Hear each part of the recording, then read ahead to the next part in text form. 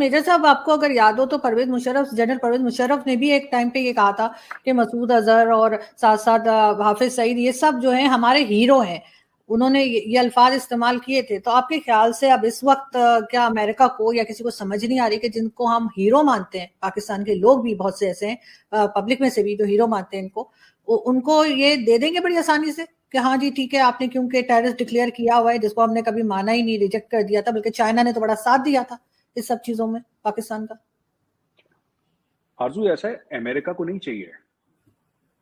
America को मौलाना मसूद अजहर का America क्या करेगी? अमेरिका को थोड़ा ना चाहिए मौलाना मसूद अजहर, वो तो इंडिया को चाहिए।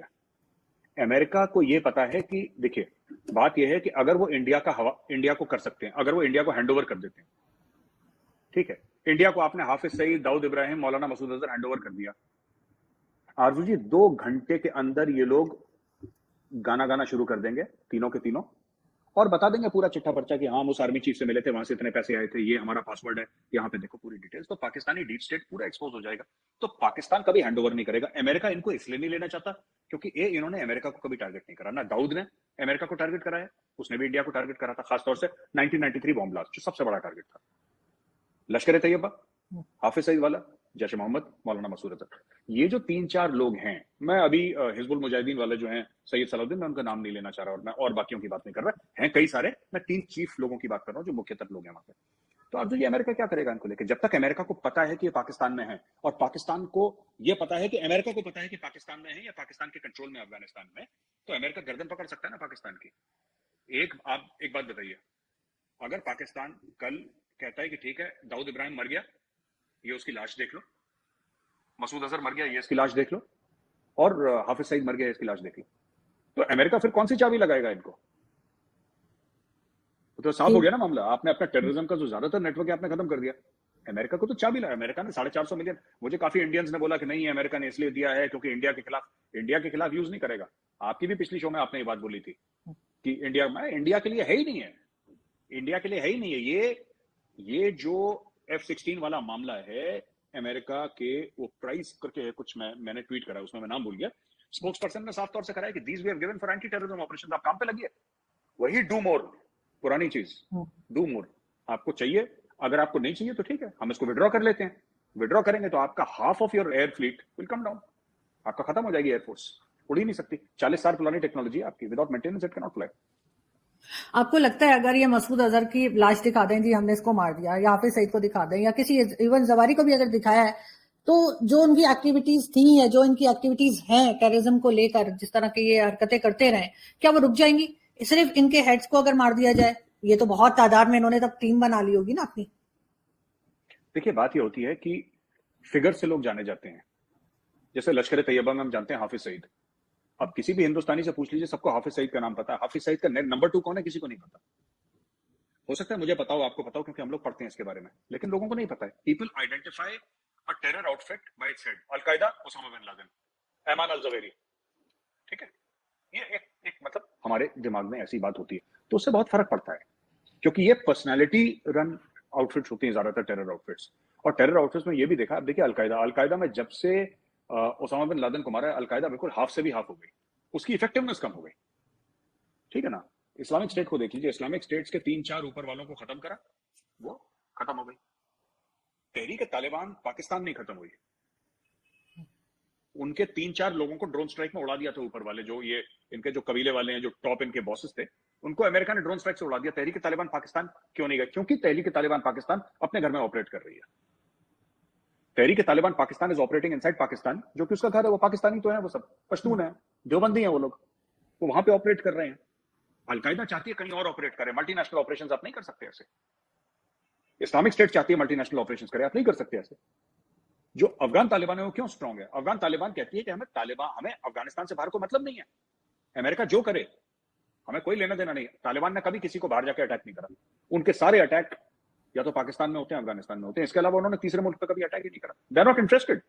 जो कई पाकिस्तानी ये कह रहे थे ना कि तालिबान आएगा इंडिया के ऊपर अटैक करेगा, कश्मीर, वो पीटीआई की जो खातून थी जो कह रही थी, Arzoo ji, Afghan Taliban has no interest in the rest of the world. They have no interest in India, they have no interest in America. वो कहते हैं हमारे मुल्क में बताओ, बस उनका इतनी सी ख्वाहिश है। कि आप हमारे मुल्क में मत आइए, बाकी आपको जो करना है अपने मुल्क में आग लगानी लगाओ, हमें छोड़ दो, बस दैट्स देयर ओनली पॉइंट। नहीं, आप बिल्कुल ठीक कह रहे हैं, मगर अगर हम साथ साथ ये बात करें कि क्या पाकिस्तान कह देगा कि यहाँ पर मसूद अजहर नहीं है, अफगानिस्तान में है, अमेरिका यकीन कर लेगा, इंडिया यकीन कर लेगा, या इंडिया की अपनी भी तो कोई इंटेलिजेंस होगी ना, क्योंकि आप लोगों का ज्यादा नुकसान हुआ है। पाकिस्तान में जितना मर्जी किया हो, लेकिन ज्यादा टैक्स तो इन लोगों ने इंडिया में जाकर किए हैं, तो आपकी अपनी भी तो कोई इंटेलिजेंस होगी जो चेक कर रही होगी कि ये असल में है कहाँ पर। सिर्फ डायरेक्शन चेंज कर देने से पाकिस्तान के हर कोई भरोसा तो नहीं करेगा। आरजू जी, मौलाना मसूद अजहर कहीं पर भी हो, वो कनाडा में बैठा हो, उससे कोई फर्क नहीं पड़ता, वो पाकिस्तानी सिटीजन है। उसको पाकिस्तानी स्टेट ने पैदा करा है, पाकिस्तानी स्टेट ने ट्रेन करा है, पाकिस्तानी स्टेट ने फंड करा है, उसके अभी भी मदरसे चलते हैं, उसके अभी भी मसाजिद हैं, उसका अभी भी इंफ्रास्ट्रक्चर है। उससे क्या फर्क पड़ता है वो अफगानिस्तान में बैठा है? हो सकता है काबुल में बैठा हो सकता है कंधार में बैठा हो सकता है मजार शरीफ में बैठा हो, कहीं पर भी बैठा हो, है वो पाकिस्तानी ना, है वो पाकिस्तानी। तो ठीक है, Pakistan will be held accountable and FATF will hold Pakistan accountable. आप कितनी भी चिट्ठियां लिख दीजिए, उससे क्या फर्क पड़ता है? देखिए पीपल, देखिए मैं आपको एक बात बताता हूं, जो पाकिस्तानी लॉजिक देते हैं ना पाकिस्तानी स्टेट में, पाकिस्तानी कहता हूं मेरा मतलब पाकिस्तानी स्टेट से, आवाम से नहीं है, जो पाकिस्तानी स्टेट लॉजिक देता है ना दुनिया को, ये कोई और मुल्क वैसा लॉजिक नहीं देता। ये अजीब सी बात करते हैं जिसका कोई सर पैर नहीं होता, मतलब तो इंडियंस को भी काफी टाइम इंडियंस कंफ्यूज हो जाते हैं कि यार ये बात क्या कर रहे हैं, मतलब ऐसे थोड़ा ना होता है। वो बोलेगा 2+2=17 है, बस अड़ जाएंगे उसके ऊपर कि 2+2 जो है वो 17 है, अब अड़ गए पाकिस्तानी, अब आप क्या कर लेंगे उसमें, वो अड़ जाते हैं इसमें, जबकि बाकी दुनिया कहती है यार ये बड़ी अजीब सी बात कर रहे हैं। जैसे मैं आपको बताता हूँ, एक छोटा सा एग्जांपल देता हूँ, पूरा जो इमरान खान वाला वाकया चल रहा है, इमरान खान ने बोला कि मेरी हुकूमत को अमेरिका ने हटा दिया क्योंकि मैंने एब्सोल्युटली नॉट बोला। यही तो इमरान खान, इसी बेस पे तो इमरान खान ने पूरे मुल्क में आग लगा रखी है, आपके लगा रखी कि नहीं लगा रखी, पूरे मुल्क में आग लगा रखी है इमरान खान। किसी पाकिस्तान तहरीक इंसाफ वाले ने इमरान से यह पूछा कि आप सबूत दिखाइए, अमेरिका क्यों हटाएगा इमरान खान को? अमेरिका को क्या इंटरेस्ट है आप में, क्या इंटरेस्ट है अमेरिका को इमरान खान में? इमरान खान को, आप इमरान खान को, आपसे मेरा मतलब है पाकिस्तान तहरीक इंसाफ, आप लोग उसको खुदा मानते हो कि दुनिया थोड़ा ना उसको खुदा मानती है। आपको लगता होगा वो हाथ उठाता है तो बारिश हो जाती है, हाथ नीचे करता है तो धूप आ जाती है, पर दुनिया को ऐसा नहीं लगता। The world does not think of Imran Khan like this, he is a cricketer who happens to be politician, that's it, कहानी खत्म हो गई। राइट, उसने एक बार वर्ल्ड कप जिताया तो क्या हुआ, धोनी ने तो 2 वर्ल्ड कप जिताए, 3 वर्ल्ड कप जिताए, तो क्या हो गया? अब ऐसा थोड़ा ना कि धोनी को प्राइम मिनिस्टर बना लेंगे, लेकिन ठीक है पाकिस्तानियों को क्रिकेट पसंद है, बना दिया उसने, ठीक है बना दिया आप। बट एक बात बताइए ना, उसने बोला कि मुझे अमेरिकन ने हटा दिया कुर्सी से।